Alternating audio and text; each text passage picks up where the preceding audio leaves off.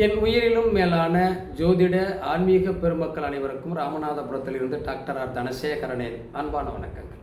உலகெங்கும் இருந்து வள்ளிடி ஜோதிடம் யூடியூப்பை பார்த்து கொண்டிருக்கக்கூடிய அனைத்து நண்பர்களுக்கும் தனசேகரனின் அன்பான வணக்கங்கள்.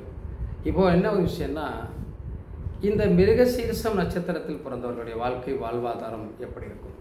மிருகசீரிஷ நட்சத்திரத்தில் பிறந்தவங்களுக்கு கருங்காலி மாலை அணிவது, கருங்காலி மரங்களை வளர்ப்பது சிறப்பு தான். அவர்களும் 2வது நட்சத்திரம், 4வது நட்சத்திரம், 6வது நட்சத்திரத்தை இயக்கணும்னா 2வது நட்சத்திரத்தை கண்டிப்பாக முக்கியமாக இயக்கியாகும்.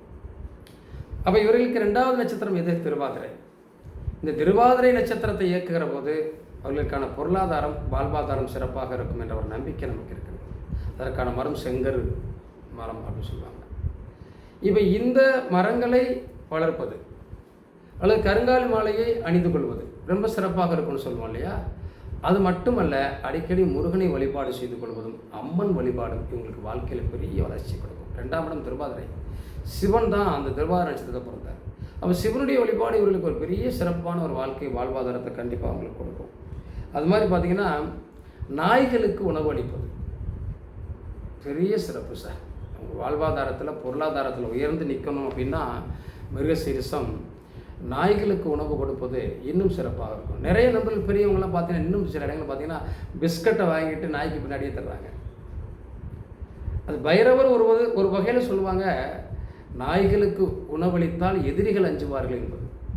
எதிரிகள் அஞ்சுகிறார்களோ இல்லையோ, பொருளாதாரம் வாழ்க்கையில் இந்த மிருகசீரிஷத்தை உயர்த்தி கொடுக்கும். சிவபெருமானுடைய வழிபாடு ரொம்ப சிறப்பாக இருக்கும். சிவ ஆலயங்களில் அடிக்கடி பிரதோஷ வழிபாடுகள் நடக்குது பார்த்தீங்களா? அந்த வழிபாடுகளை இந்த மிருகசீரிஷ நட்சத்திரம் எந்த அளவுக்கு செய்து வருகிறதோ அந்த அளவுக்கு வாழ்க்கையில் பொருளாதாரம் உயர்ந்து நிற்கும். நீங்களும் கருங்காலி மாலைகளை உபயோகிக்கலாம். கருங்காலி மரங்களை நடவு செய்தாலும் உங்கள் வாழ்க்கை இனிமையாக இருக்கும். பொருளாதாரத்தில் வாழ்வாதாரத்தில் ஒரு பெரிய வளர்ச்சியை எட்டும் அப்படிங்கிறதையும் நம்ம கன்ஃபார்மாக சொல்லலாம்.